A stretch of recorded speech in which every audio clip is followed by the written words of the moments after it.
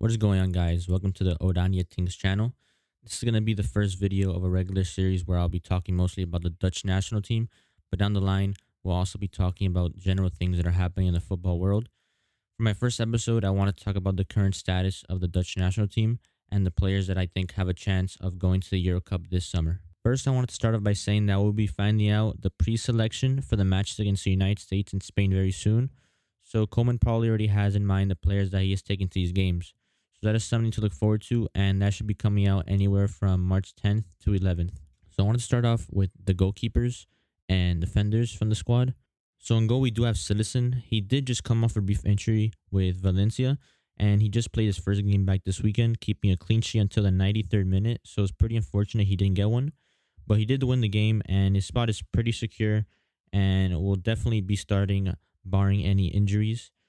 The man behind him is what is a bit of a debate. We have Vermeer, Bizot, and Zoet, which all have been in the squads this season. But the goalkeeper that should be definitely getting some attention is Tim Krul. He's been playing in the English Premier League this season, doing a very good job for Norwich, making his classic penalty saves and also getting man of the match performances in a very tough league. So I think that he should definitely be in the squad. If it was up to me, I'd have Silicen, Bizot, and definitely Tim Krul. Bizot definitely could be a good backup for Silicen, but in case we want to ever go down the same route we did in 2014 in the World Cup with having Tim Krul save us in penalties, he's definitely a penalty specialist that we should have. But it really just comes down to Coleman's decision making and whether he wants to switch these players out or not, because we've known that he's become a bit stubborn to change his mind about certain players. But I really can't imagine him bringing an MLS player like Vermeer and also Zoet, which is way past it, over Tim Krul, who's doing great things in a very tough league in front of the whole world to see. So I'm really hoping that Coleman is taking notice, and hopefully he really does get a call up. Now we'll go to the center backs. So we have the four, which are De Ligt, Van Dijk, Ake, and De Vrij. For me, my back four would definitely be De Ligt and Van Dijk, as most probably would agree, especially Coleman, since that's what's we've been running in our most important games as of late. And I think that's pretty much set. I think De Vrij has been doing really good with Inter, but at the end of the day, I mean, De Ligt plays on Juventus, they're top of the league. I think that the wins for Inter Milan and when De Vrij wins games, it's a lot more publicized about. And, you know, whenever De Ligt wins a game, gets a clean sheet, it's not talked about as much because people just think he's a bust and he's just been doing bad since the beginning of the season. So it's the odd publicity for him. And then we have Van Dijk, which is definitely going to be there, our captain. He's been doing great. I mean, there's nothing to talk about Van Dijk when it comes to anything. He can do whatever he wants. He always is the most consistent in the back, and we can always rely on him. And then Ake, definitely a great fourth option. I feel bad for him. I feel like if there wasn't so much competition in front of him, he could definitely be fitting in there. But he's definitely a great option to have so deep in the lineup. I think definitely with a back three, it'd be De Ligt, Van Dijk, and De Vrij. And I think De Vrij will fit perfectly because he's used to playing that back three system.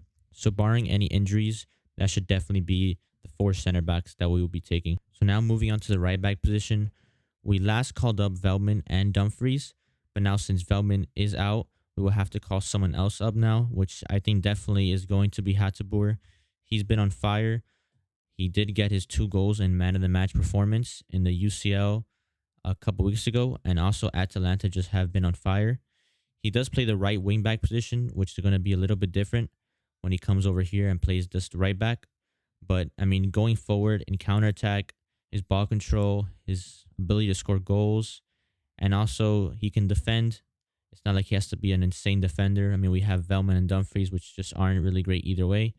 So he definitely is a clear upgrade, even though he hasn't been called up, which is a bit odd, but definitely a clear upgrade from Veltman and Dumfries. I can deal with Dumfries as a backup, but I'm just really excited to see Hateboer and see how he does. It will be interesting because if we do switch to that 3 in the back formation, then we will have De Vrij and Hateboer, which are playing to their max potential in a formation that they really know, in positions they really like have played a lot this season and in their career. So that definitely will be interesting because we will get the max potential out of them. So Hateboer and Dumfries would be the ones that I would really want to take for the right back position. And also, Quincy Promise could be a wild card in there somewhere since he did play right back against Estonia.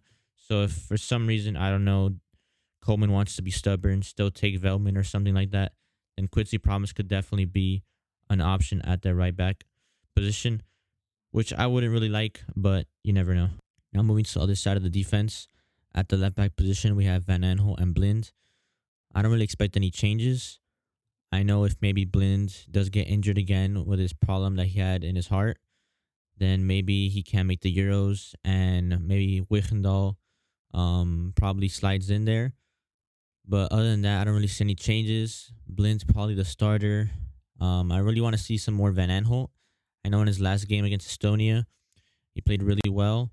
So hopefully at the end of this month, we can see him against the United States or Spain and just give him another chance to prove himself because he did really well against Estonia. So you never know. Hopefully we can get another look at him and maybe he can prove himself to Coleman.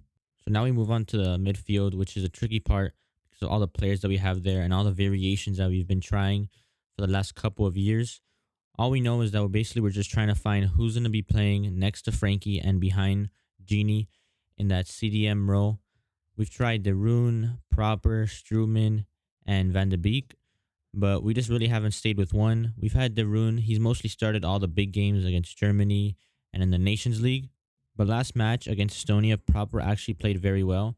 I think he adds more or less the same thing as De Roon, but definitely adds way more in attack and actually can get his own goal and even assist.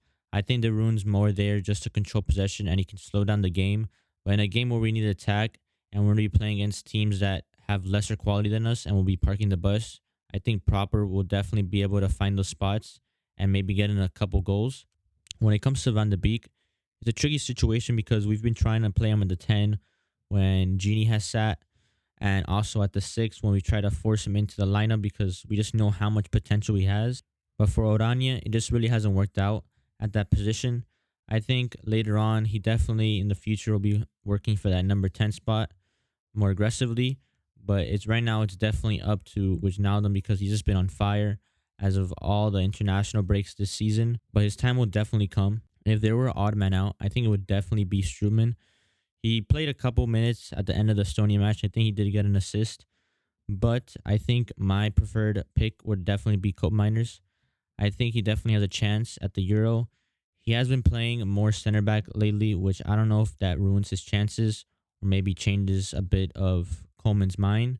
But I would love to see him. I know he probably wouldn't play as much.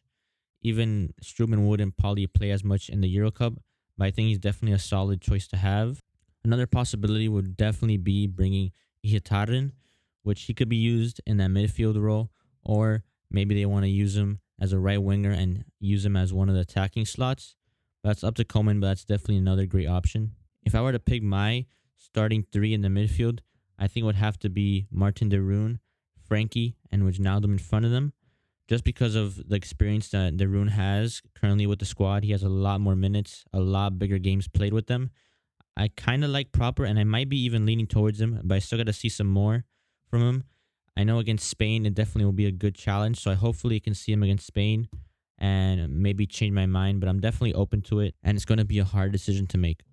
Now we're going to talk about the front three, which, like the midfield, is also going to be very tricky to decide, and not only the starting three, but also the bench players. So the attackers that we called up last international break were Memphis Depay, Luc De Jong, Calvin Stengs, Berghuis, Boadu, Babel, Promise, and Weghorst. But one player I did not mention because he actually did not go to the last international break because of injury was Bergwijn, but he probably will definitely be in the selection, and also Malen, but Malen will probably not be able to make it due to his injury. Now I can go on and on talking about the different variations, different players that we can bring because we do have some great options, but I'm going to try to keep it short and just basically talk about the players that I think are very close, but I don't know if they will be able to make it to the tournament. The four players that I think are very close to making the Euro squad are Boadu, Kluivert, De Rosen, and Weghorst. I think Weghorst should be chosen over Luc De Jong.